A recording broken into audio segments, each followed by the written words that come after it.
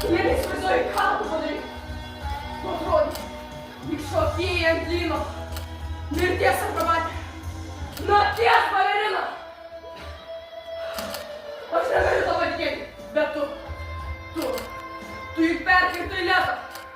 Ką? Kokią dar Letą?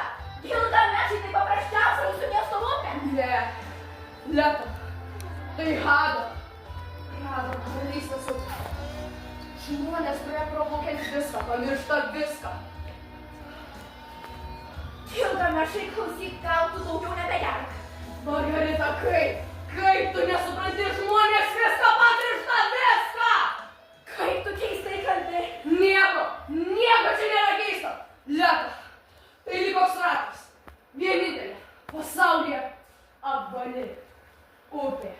Apvali upė! Apvali upė! Galima aš tą išgersiu? O klausyk, gal einam atgal?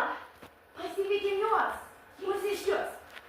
Sakysim, kad aš perėjau Letą. Aš perėjau Letą.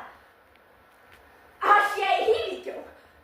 Hei, kur jūs visi dirbot? Palaukit, manęs nepykit. Prašau, aš jūs spėliuosi, aš to, kur įvykė Letą, palaukit.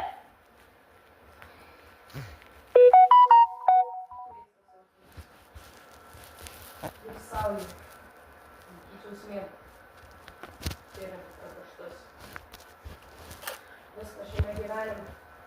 Tai trapu. Nenusakom. Gali išblukti.